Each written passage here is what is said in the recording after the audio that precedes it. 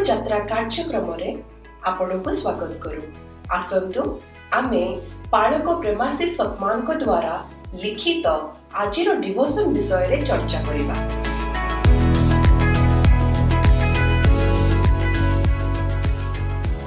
Praise the Lord. हां आज आमे गोटे बहुत भल्ल विषय रे कथा हबा। Praise the Lord. हां कुहंतु। आमे पालक प्रेमाशीष सतमनकर गोटे लेखा महानता पाई आपणकर दिव्य उद्देश्य सेटारे किछि मुख्य अंश को नहीं माने टिके गभीर भावे देखिबा। बहुत बढ़िया विषय आउ एहार मूल उद्देश्य मते जहा लागुछि सेटा हैला बुझिबा जे परमेश्वर समस्तंक पई गोटे बड़ योजना रखिछंती। हां एकदम, कारण अनेक समय रे मोमन रे भी आसे आउ बोधे अनेक विश्वासींग मन रे आसुथिबो जे मु एठी काहे की अछि, मो जीवन रो अर्थ कोन। सेटा बहुत साधारण प्रश्न बेले बेले व्यस्त भी करे। हाँ ना। और सेठी पालक सतमन गोटे बहुत शक्तिशाली पद को आणुचंती। जिरिमिया 29 अध्याय 11 पद। ओहो सेही पदटा। हाँ, परमेश्वर सेठी कहउचंती कारण तुम मानक पक्षरे आम्भे जे सकल संकल्प करियछु ताहा आमे जाणु। आ सबुटु बड़ कथा हैला से सब अमंगलर नहे मंगलर संकल्प अटे। वाह, माने एटा खाली सांत्वना नुहे ना ना, एटा गोटे प्रतिज्ञा जे आम जीवनटा एमिति खाली नुहे, गोटे माने भल भाबे चिंता करा जाइथिबा दिव्य योजनार अंश। तेबे लेखार मूल कथा हैला आमे केई भी साधारण नुहु, परमेश्वरंक योजना रे समस्ते महानता पई तयारी। हाँ, एवं एइटा बहुत गुरुत्वपूर्ण कारण कण ना आम भितरु अनेके निजको बहुत साधारण भाबंती, माने किछि गुरुत्व नाही बोली। हाँ सेमती लागे बेले बेले। पालक सतमनक लेखा किंतु एई भावना को सीधा सड़क चैलेंज करुछि।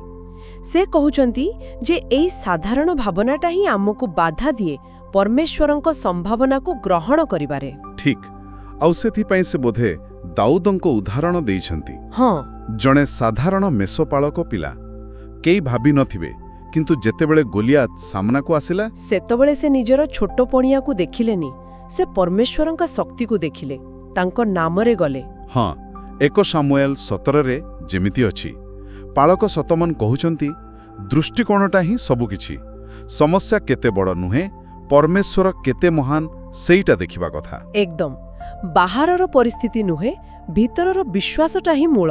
किंतु आउ गोटे बड़ बाधा भी अछि, सेइटा हला विफल हेबार भय। एटा बहुत बड़, जदि मु हारी जाए, जदि न पारे, एई भय आमको पछकु टाणे। हाँ, आउ एथि पई पितरंक उदाहरणटा बहुत भल।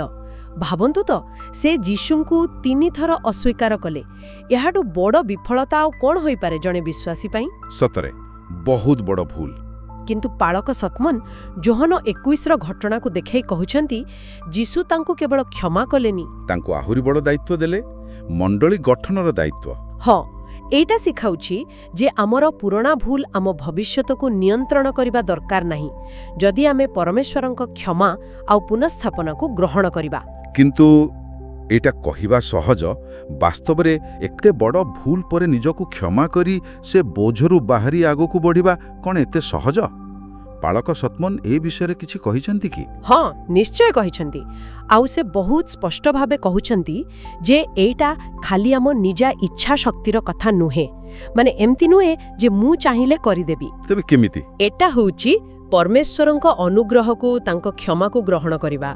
पितर जे बदलिले से तांको निज चेष्टारे नुहे, से जीशुंक प्रेम आउ क्षमा पाई। बुझिले? लेखक जोर देउछंती जे जेतेबेले आमे निज दुर्बलता को परमेश्वरंक आगरे मानिनिउ, सेतेबेले ही तांको शक्ति आम भितरे काम करिबा आरंभ करे। विफलताटा गोटे फुल स्टॉप नुहे, गोटे कम्मा होई पारे। वाह, एटा बहुत आश्वासना देउछि। ताहले मूल कथा हैला आमे सामान्यता पाई नुहे महानता पाई। हाँ, असुस्थता पाई नुहे भल स्वास्थ्य पाई, विफलता पाई नुहे सफलता पाई। परमेश्वर आमको सेमती उद्देश्य रे तयारी छंती। एकदम सठिक। आउ एई विश्वासटा खाली मुंडरे रहिबा कथा नुहे, एटा आम भितरे थिबा शक्ति को जागृत करे, जेमिति फिलिपियो 4:13 रे अछि, मोर शक्तिदातांक साहाय्य रे मु सबु करिबारे। हाँ, ପାଳକ ସତମନ କହୁଛନ୍ତି ଏଟା ଖାଲି ଘୋଷିବା କଥା ନୁହେଁ, ଏଟାକୁ ଅନୁଭବ କରିବା କଥା। ପ୍ରତିଦିନ ଏହି ସତ୍ୟକୁ ମନେ ପକେଇବା, ଆମ ଭିତରେ ଯେଉଁ ପବିତ୍ର ଆତ୍ମା ଅଛନ୍ତି ତାଙ୍କ ଶକ୍ତିକୁ ଗ୍ରହଣ କରିବା, ପରମେଶ୍ୱରଙ୍କୁ ଆମ ଜୀବନ ଗଢ଼ିବାକୁ ଦେବା।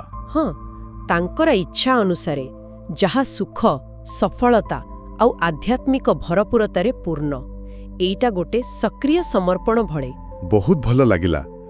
ତେବେ ପାଲକ ପ୍ରେମାଶିଷ ସତମନଙ୍କର ଏଇ ଲେଖାରୁ ଆମେ ଯାହା ଶିଖିଲେ ତାର ସାରାଂଶ ହେଲା, ଆମ ପରିଚୟ, ଆମ ପରିସ୍ଥିତି କି ପୁରୁଣା ଭୁଲ ଉପରେ ନିର୍ଭର କରେନି। ଠିକ୍। ଆମେ ସମସ୍ତେ ପରମେଶ୍ୱରଙ୍କ ଆଖିରେ ମୂଲ୍ୟବାନ, ଗୋଟେ ମହାନ ଉଦ୍ଦେଶ୍ୟ ପାଇଁ ତିଆରି ହେଇଛୁ, ଆଉ ତାଙ୍କରି ଶକ୍ତିରେ ଆମେ ବଳବାନ। ଏଇ ବିଶ୍ୱାସରେ ବଞ୍ଚିବାଟା ହିଁ ମୂଳ କଥା। ଆଉ ଶେଷରେ ଗୋଟେ କଥା ଚିନ୍ତା କରିବା ପାଇଁ ଛାଡ଼ି ଯାଉଛି, ଯାହା ଲେଖକଙ୍କର ମୂଳ ଭାବନା ସହ ଯୋଡ଼ା। କୁହନ୍ତୁ।